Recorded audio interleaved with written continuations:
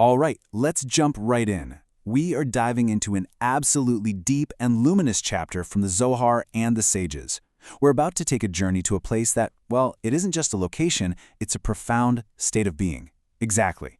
We're not just looking at some ancient text here, we are literally opening a gateway. We're talking about a realm of incredible mercy, really, the cosmic architecture of hope itself. This isn't some abstract idea. It's about the very operating system of reality and, maybe, its most beautiful feature. You know, the Pardes Romanum just nails it. It says, in the fourth palace, called the Palace of Merit, all the merits and debts of the world are judged. Yet this is also the Palace of Love. And that single concept, this dual-natured palace, is everything we're talking about today. On one hand, yes, it's a place of accounting, where everything is weighed perfectly. But more importantly, it's a place of profound, almost overwhelming compassion. Just imagine that for a second.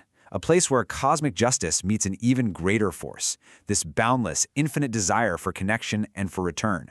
And that's not a contradiction. It's a revelation. It tells us that the universe isn't just built on a set of rules, it's built on a relationship that it is desperate to heal. Okay, so to really get this, we need a roadmap for our journey. First, we're going to lay out the cosmic architecture. Then we'll pass through the lower palaces of order. After that, we arrive at our destination, the Fourth Habitation, Mercy's Gate. From there, we'll get into the nitty-gritty, the mechanics of return, and see why it's a permanent and stable system of grace. And finally, we'll see how it all culminates in a world restored.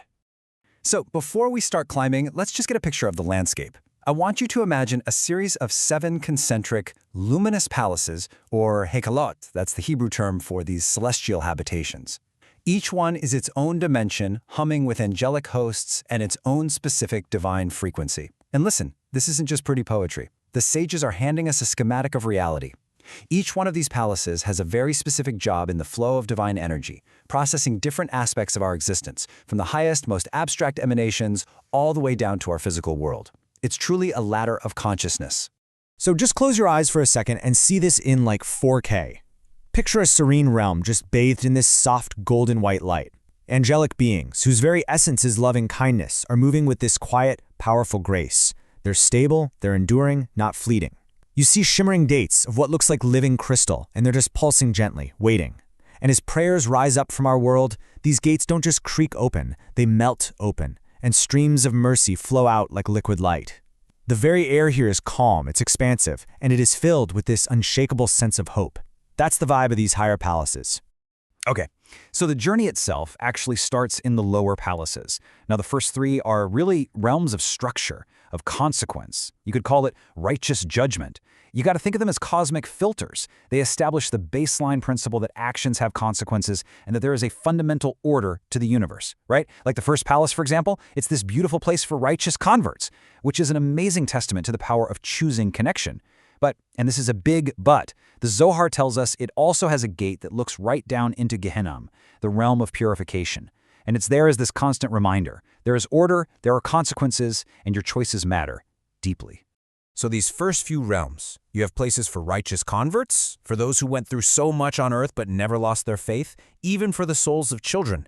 They establish this clear, just system. Actions have a spiritual weight, and there's a place for every single soul. The sources even talk about the Messiah visiting these lower palaces to comfort everyone there, which shows that even in these places of consequence, compassion is still present. But it's a different flavor of compassion than what we're about to see. And now we get to the pivot point. This is the place where the whole system reveals its deeper purpose. We are ascending from the realms of ordered consequence and stepping into the antechamber of pure grace. This is it, the Fourth Habitation. Okay, so what is so fascinating about this place is the paradox at its very heart. The sources give this palace 2 sets of names that seem to completely contradict each other. And that's not a mistake. It is the entire key to understanding what's going on here. Just look at these 2 columns. On the left, it's called Heikal HaZechut, the Palace of Merit, or even Heikal HaGevura, the Palace of Severity. Whoa. This is where all the accounts of the world are balanced, where martyrs find their eternal home. It's a place of incredibly intense, powerful justice.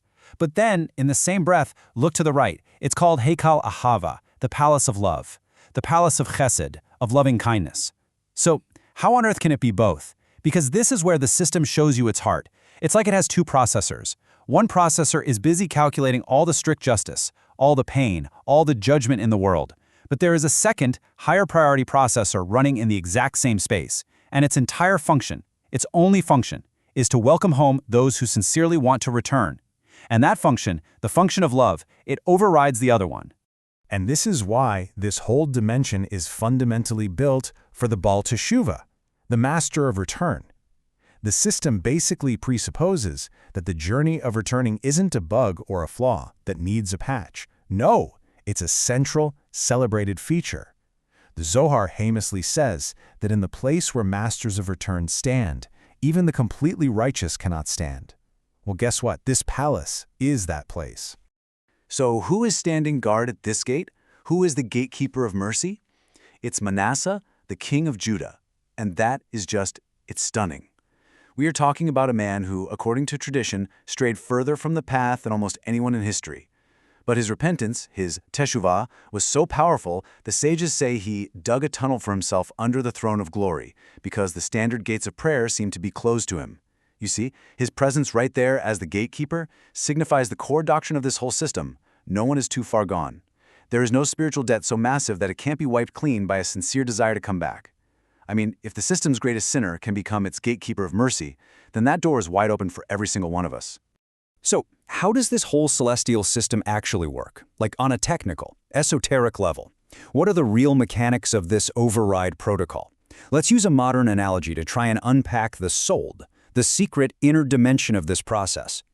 Okay, for all our tech people listening, think of the Fourth Habitation as a graceful recovery gateway inside a huge cosmic operating system. Normal operations, cause and effect, merit and debt, they're all handled by standard protocols down in the lower palaces. But this Fourth Habitation, it's a compassionate override protocol. It's a specialized server that is constantly listening for repentant signals from down here. And when it gets one, it routes that signal through a high-priority encrypted channel that bypasses all the harsher judgment subsystems. It's really a brilliant piece of cosmic engineering.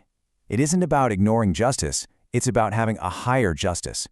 It makes sure that a sincere desire to reconnect is never, ever lost in the noise, never gets denied by the standard rules of the system. It gets a direct, privileged pathway straight to the heart of the divine. And that just illustrates the system's ultimate desire so perfectly. It doesn't want to punish, it wants to restore. Now that engineering concept is perfect for one mindset, but there's another really powerful way to see this, especially for anyone who loves a good story or, maybe a video game. Right? Imagine you're in some massive online game. You mess up, you fall in a trap, you're way off the main path. But the game designers built a secret healing zone. It's not on the main map, but it is always open. And if you can find it, and you sincerely ask for a second chance, you don't just get your health back. Oh no, you unlock new abilities, secret paths that weren't available to you before. The game designers wanted players who get lost to find their way back, and they made that return journey the most rewarding quest in the entire game. That's the Fourth Habitation. So, what's actually powering this mercy override? Well, it isn't random magic. It is hardwired into the foundational energies of the cosmos, the Sephirot. Think of Chesed, or loving kindness, as the infinite power plant that fuels the whole grace protocol. Then you have Tiferet, which acts as the regulator, perfectly balancing all that mercy. Yesod is the high-speed data channel that carries the signal of our repentance upward. And Malkut, our world, is the terminal where we actually see and feel the results of that restored connection. It's a complete, totally integrated circuit of grace. But you might be asking, okay, is this mercy just a fleeting thing? Is it an exception to the rule, a temporary break? And the texts are absolutely crystal clear on this. It is the most stable, most enduring feature of the entire system. Even the number 4 is deeply symbolic here. We move through 3 lower palaces, right? And those 3 represent a complete system of cause and effect. So the 4th stage has to be a transition to a totally new paradigm. Just like there are 4 letters in the sacred name YHVH, this 4th stage represents a completion of one level, the level of judgment, and the beginning of a new, higher, and more complete understanding of reality, one based entirely on integrated mercy. And this is a really critical distinction that the Zohar makes. See, certain angels in the lower realms are created by our specific good deeds. They're like beautiful but temporary spiritual phenomena. They sing their one song of praise and then they just dissolve. But the angelic hosts of the Fourth Habitation, they are permanent fixtures. They're called Omdim, the ones who stand, eternally present. Their song never ends because the divine attribute of mercy, of chesed, that they're made of, never ends. They aren't created by what we do. They are an expression of God's essential nature. They are a constant, a promise that is woven into the very fabric of reality, always on duty, always waiting to help us return. And inside this palace, the light itself tells this story of integration. The Pardes Ramonim, a classic Kabbalistic text, describes this brilliant, radiant light that's made of 4 distinct colors: the pure white of Kesed, mercy; the red of Gevurah, judgment; the green of Tiferet, perfect balance; and the black of Malchut, which is the receptive vessel of our world. And these lights don't just sit there next to each other. They actually intertwine to form a single, radiant, human-like form called Zohar, which literally means radiance. This is just a brilliant illustration that true spiritual light isn't just one color or one attribute. It's the perfect synthesis of all the cosmic forces: mercy, judgment, balance, and receptivity, all held together in this beautiful, dynamic harmony. That is the light of the Fourth Habitation. All right, so let's bring all this home. Let's look at the ultimate purpose. Why engineer such a complex, beautiful system of mercy? Why build this graceful recovery gateway right into the fabric of creation? Because the ultimate goal of creation isn't separation. It's connection. It's not judgment. It's reunion. This habitation is the ultimate expression of that goal. It is the system's guarantee that even in a universe that honors free will, there is a higher, more passionate commitment to welcoming every single soul back home. And this right here is the core doctrine. The sages state it so powerfully. There might be times when our standard prayers, for whatever reason, just don't seem to be getting through. The gates can feel locked. But the gates of tears, the Sharid Ma'ot, which represents sincere, broken-hearted repentance, they are never locked. They bypass every gatekeeper and go straight to the source.